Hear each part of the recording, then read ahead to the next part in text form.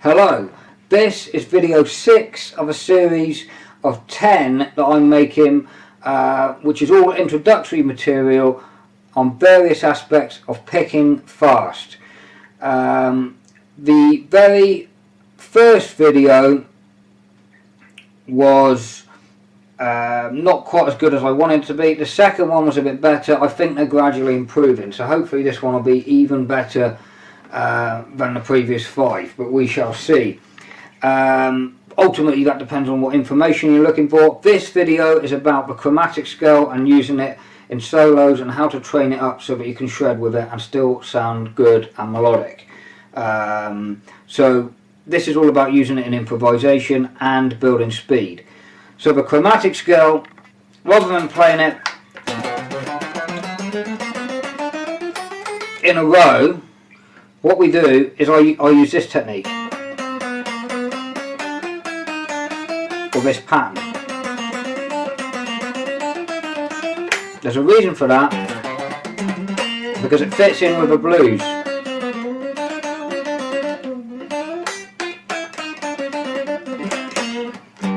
So that's your G minor blues,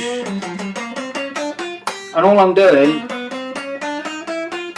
is filling all the notes on the last 3 strings, so straight goes to 4.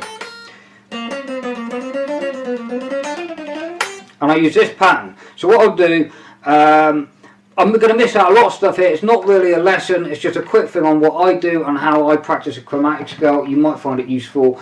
Hopefully you'll pick something up. So it goes like this. Hopefully you'll pick up something that's useful, and then hopefully you'll be able to use it yourself. That's the idea. Here we go. So this is how I practice it. Here is slow.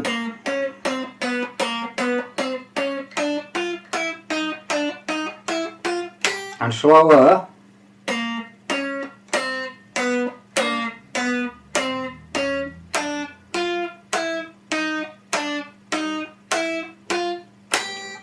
I do it once even slower than that.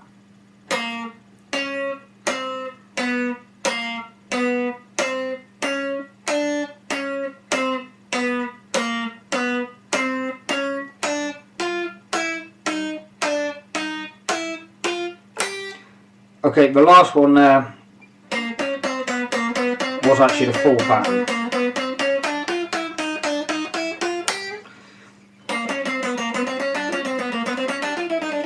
Okay, so we're going to play it quick.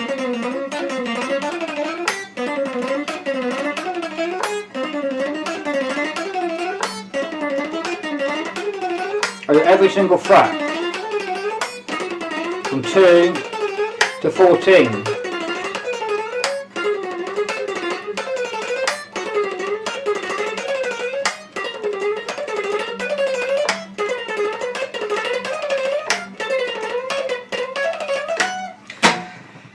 Could have played it a bit more accurate, but then what you do, you don't worry when you're trying to play it fast. Then you go back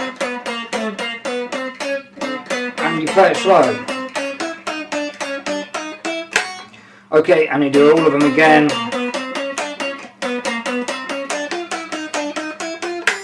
Another way to practice this, and I'll actually show it in use in a minute, is just to pick one key. So I'm in B minor.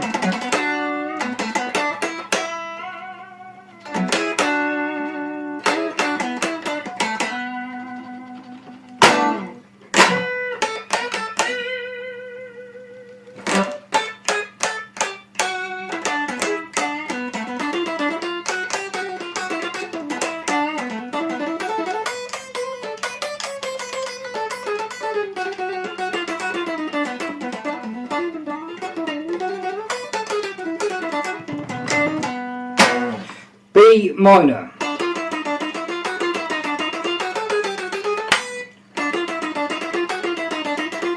I do this.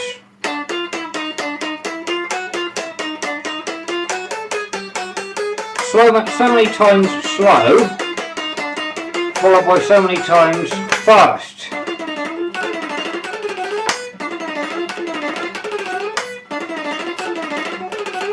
Don't allow the picking movements to go too small when you're increasing speed. Try to keep them wide because otherwise they'll get to ridiculously small to the point where they'll cut out, and then when you have to skip the string, you notice you don't have the momentum to get to the next string on time, so it'll ruin your timing and it'll increase errors. Don't listen to people who say make small or light movements.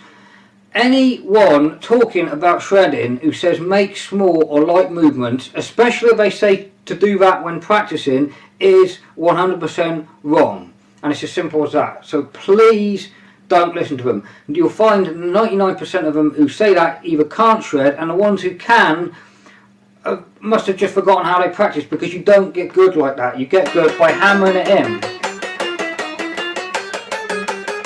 You've got to hammer the information into your brain. It's natural, 100% natural. It's not. There's nothing strange about it. This is called the scientific way of playing fast. So I'll tell you a little bit more detail about this aspect that I'm talking about. The reason it works is because it's natural human nature. It's a normal process of learning anything physical, and it is physical. Shredding especially. If you made a mistake on the guitar, you might have done this in the past, or you've made a mistake, you've tried something lots of times to play fast and you got frustrated, and then you know, out of frustration played it really hard. That is natural. That is you naturally teaching yourself to get it right. That's how you should practice. If you practice like that all the time, it'll be tiring, it'll be hard, but you'd get good in a matter of weeks rather than years or decades. So please take my advice and at least try it. Practicing hard. I'll give you an example. You do 4 times really hard as you can, slow, and 4 times just go as fast as you like.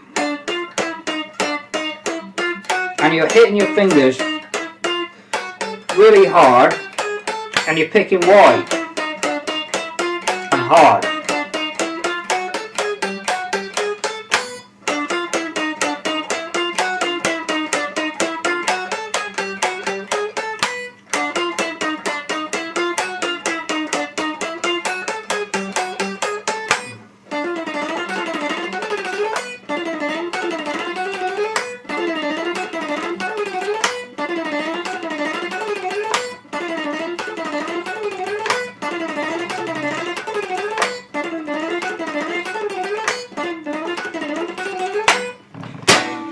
Notice I'm using a clean tone. That's to prove that I'm hitting every note accurately. No reverb, no delay, just a clean tone. Actually no reverb at all. Any reverb is naturally what you hear in this room.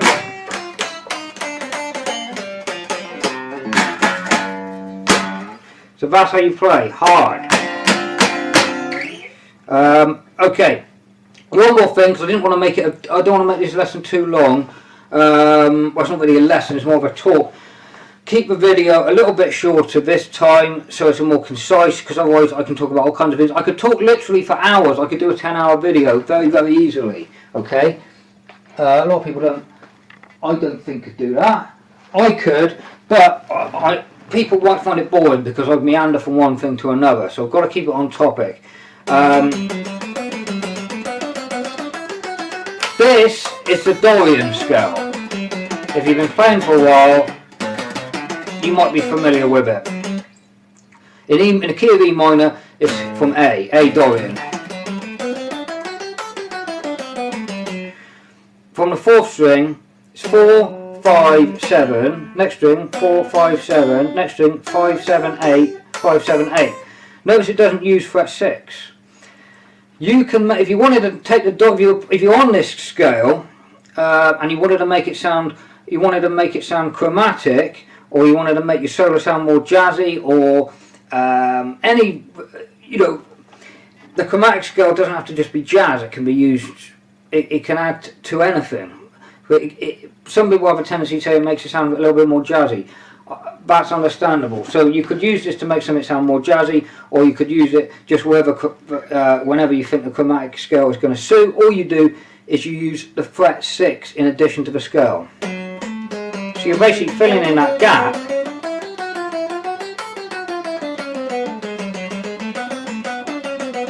But instead of going straight up, making it obvious, I prefer using I would play like one string not doing it, then use my pattern, which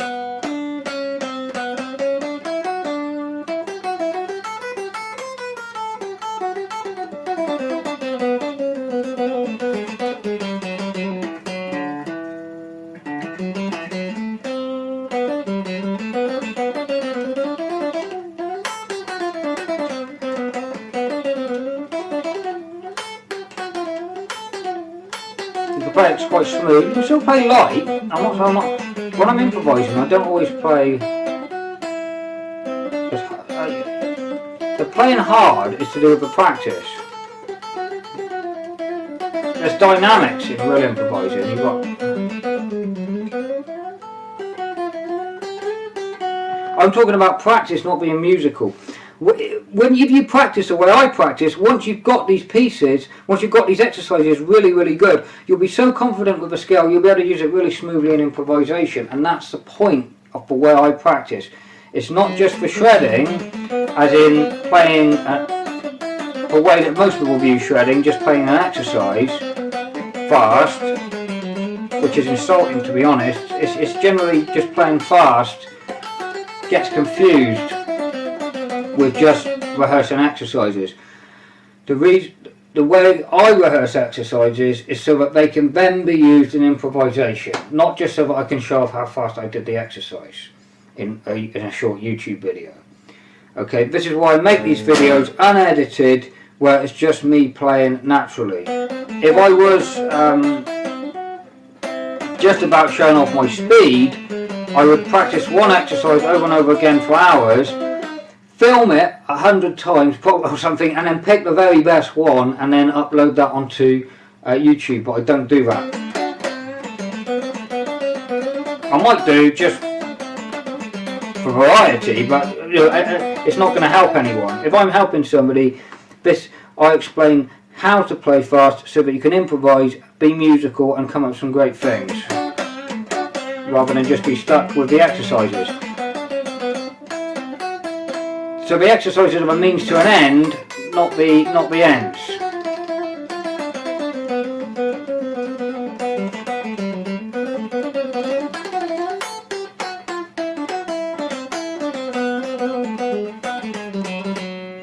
Bit jazzy.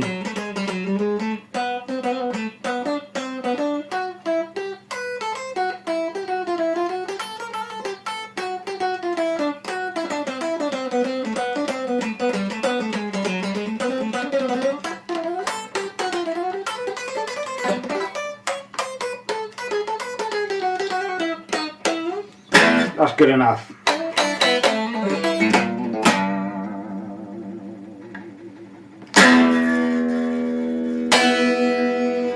So, guitar's gone out of tune now, so I've got to go, and I'll see you next time. Thank you.